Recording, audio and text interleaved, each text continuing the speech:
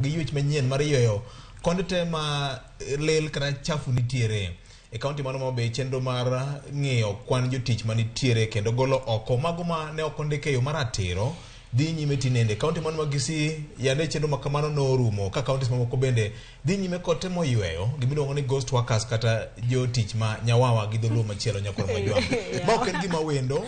notime kinde mokalo chien kod governors mamoko kaunti ma Siaya governor machon ma Siaya notime ka ji nochun mar mondo mi ng'ato ka ng'ato dhi okaw check e apisi mar ng'amuchung' ne nochopo gi kanye kaunti mano ma Homa Bay notimore e county step 47 mane en jatend migawo mano chung' ne weche mag devolution Anne Waiguru nochako chenro miluongo ni CAPS mane kao nonro e yor biometric mag ji mane himo yweyo oko ghost workers magi te timore jo kama olemo to kwane oye na kaka county Homa Bay weche nyecho chalo ka ji 11 no maki ka jo cyber mamoko bende iwacho ni ne tiyo gi jotich mamoko to ndiko nigi barua e yor miriasia mar yango gi nino digi tich ma kama kaka weche no bede county Homa Bay jogi ne bedo audited koro ne wakudwaro ni kawuono kapok iyudo msara ma dweni to nyaka igol karatese manyiso kaka nondiki karatas kata kane nyaka inyis kane otim ni interview kaka ni yudo tijno to waseyudo ni nitie ji mang'eny maonge karatese go gin jok moko manondika ndika ma kata interview no otimnegi to nomigi jomoko mi msara mamalo jomoko ondik ma kata karatas ma certificate gi onge go mar ariyo nitie jomoko mondik machamo msara to ok bi kata tich gitiyo mne town kae waluongo gi ni ghost workers koro kawuono jok mane ong'eyo ni idhi tim verification to ne onge karatese gi no ringo gi yudo cyber cafe moko e town kae magi winjego mane ilosono gi karatese ma fake koro jowa ma intelligence nyo winjo wachgi magi sedhi mane wayudo ka jogi obet kanyo kendo mna jowa ma tiyo mabeka obet kanyo ilosone gi karatese ma fake makoro ne polise okonyowa ma wasebiro mokel gi kae ka police station ka wayudo ji 11 to kata i kompyuta kanyo wayudo barupe mang'eny ma gisebedo ka gindiko ni ji koro wakwawu jopiny kuneno jok man gi wasiwasi kaka sani ne gima timore ni mondo wagol nyawawa matiye kaunti ka mane kaka inyalo golgi tinyalo golgi mana ka gibiro kend gitikwano wigi ting'e ni mang'ane to ting'o certificates ge bende ing'e ni magi ang'owa magi gigene mosomo to somo kiwango ni nyaka kiwango machielo wachak kodi Fred kodi mane county ne golo nyawawa akiagi mumio ma nyawawa ni goede ni dwa chako kodi lakini mar dhano ma dhano ka tichako gi jay we agoy matine kech sabi Victor gini en gima lit nekech kinde duto wasewuoyo e gik matimore e county to ma gima timore ni osebedo gima kawuono akia gimomiyo kizungu biro mang'eny but wena nitiere gimiluongo ni order of the day yani corruption osebedo order of the day osebedo kitwa gitimwa koro gimoro kosebedo kitwa gitimwa ma ochakore gi maluku mochako dhi mwale counties koro ok en gima bende buogo ng'ato be ng'ato onge yani ng'ato dhi kacha en certificate mok mare to bo chama sara chalre ne be ok buoge be ok one ka gino gima lich mai county samani somo chege mag ji nitie jomoko manogone gi milome ni min ng'ane ma usa lot ka nitie nyinge luongo e county kacha kar sebedo kitie county to ng'eyo diom gini koro ibiro do ka joma nondiko gi gim ibiro do ka nitiere ng'ato man kacha masamoro o pesa madhine min ng'ane ma usa lot ni opogo kode gi ediere koro ino nyisi ni miya mana nyingi gi kitambulisho ni to ndiki kacha koro min ng'ane to uso mana lot tidhi ipogo pesa ne gi ediere koro the bottom line en niya nyaka ne gigi timre nyaka sama koro wawuoye ni onge ng'at mane oda ng'ech kata chiel koro gigi ji ong'iyo godo emo mine wacho ni it is the order of the day richo kitimo mokwongo tiluor to iwacho ga ni richo inuoyo kitime mokwongo ti iluor iwacho ni samoro ok oyuda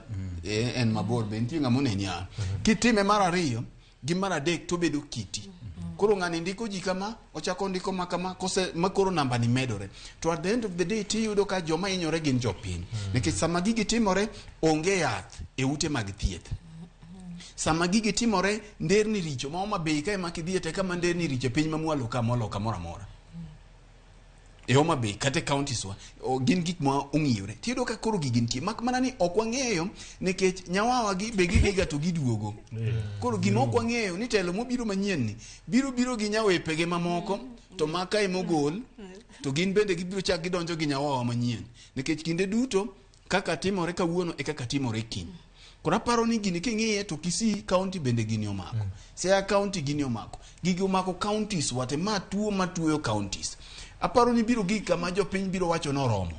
kech gimoro amora kata bul be kogo aming'a to jabarorega hero kamano Roslyn ing'eli gima ji biro penjo to joma ne ndiko jogi tich to gin kanye sirikal nigi human resource structure kata guidelines maber ndi kako nego be ndiko ji tich to magi te potimore ng'ene viyo je okonego owuondre nikech adieri mar wach ni gin gima timre counties ni obedo devolve from the national government mana kaka nwa devolve functions gi resources wa devolve corruption nikech kata sirikal maduong nitiere ghost workers kendo nitie mang'eny mapile neno ga kata ka PSC timo audits tiwinjo kiwacho ni nitiere jok mabe nitiere payroll mamoko nosetho moko don't exist to earn salary omiye counties kae gima ne wacho mana mar caps mane Waiguru timo cha gima no miye Waiguru timo manu nikech Waiguru ne dwaro harmony nikech kane county governments obedo formed ne nitiere staff manowuok e defunct local authorities ka ne nitiere staff mane county ndiko ne nitiere jok mane sirikal maduong' second koro ka wan gi leadi wan gi layer adek ma staff koro layer adek gi nyaka ing'e ni to mage ma genuine gi mage moko timang'oa mok genuine ndalo ka ing'e ni county ne biro ma governors pioneer governors ma 2013 ne chako structures giwegi koro structures ka ing'e ni kae be iwacho gania ni nitiere kamoro amora mantiere gi badepo koro an sama ng'iyo ni kanye manyalo lose pesa amanyo wetena nyimine na mokaria de kacha chandik ni gin staff aket pesa gi but pesa no tok dhine gi ane machamo koro yudo ka kae county nigi bloated staff mok ginyal timonad mok ginyal sustain emomi neno ga pile kata ka wech counties obiro to mokwongo en ga mar wage bill mar chulo ji koro mane en tuo makeni counties bro bedo timonad nikech kata gitim mana audit sani mana kaka winjo Fredo wacho ni nyawawa go katigol to ng'ama nitiere cha be bro kelo ni nyawawa moko gimoro kaka transport okawo example ma transport ibo yudo ka maybe transport kae mtokni ma counties ne ko gina par lakini kuom apar go drivers ng'eny molo mtokni go nikech driver ntie mago kinyi driver mago diambo driver mago diochi to nitiere ng'at mabe ondika checha no donjo kaka driver te county kanyen procurement officer koro ka driver kochacha ichule to procurement ka biti mang'oa ichule mae kama karatase nitie to kano donjo kaka driver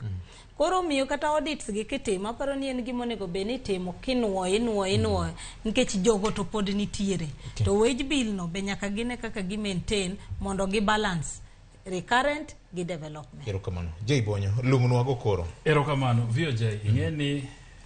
sama jitimo campaign to ipogo ga lemo to nitiere gimi wacho ga ni dhiang' e lach dio je bedura bedamos dhiang' e lach ogweno kiki go koko mang'eny dhiang' e lach nitie kumobro ketie koro dhiang' en sirikal bed mamalo bed mar county to nikech nitie ji mang'eny mano konyi golwen kimanyo office nyaka imanyne gie kamoro magitimo ang'owa magiyute ma emomiyo ineno kitimo audit tiyudo ka nitie ji mang'eny ibrodo ng'ato kata ni ne en councilor 1990 Homa Bay municipality to nyinge nitie payroll ibrodo ka ng'ato ne en kata minister mar piny owacho makoro nosewuok to pod nyinge nitie payroll ka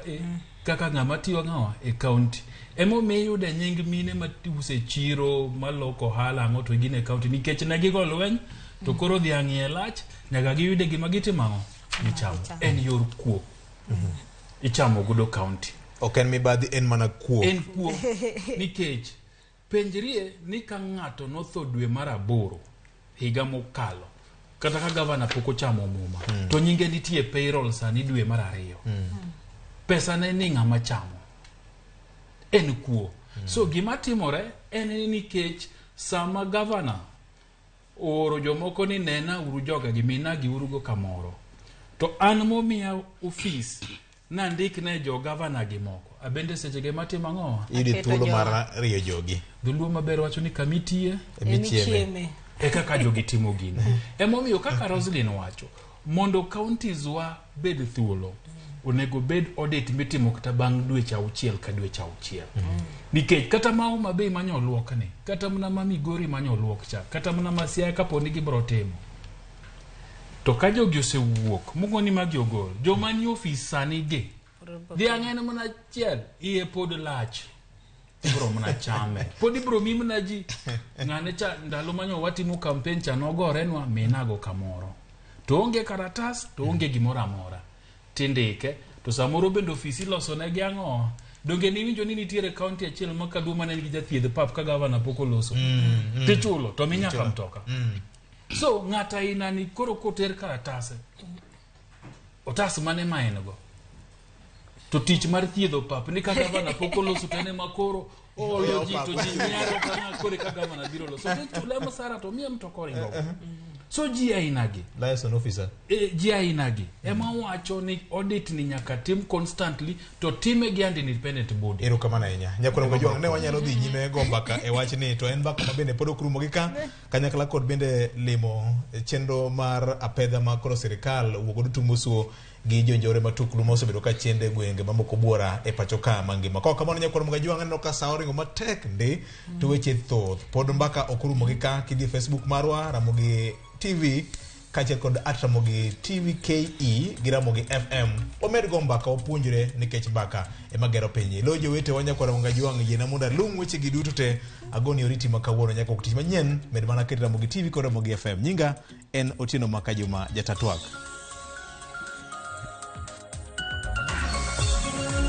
Thank you.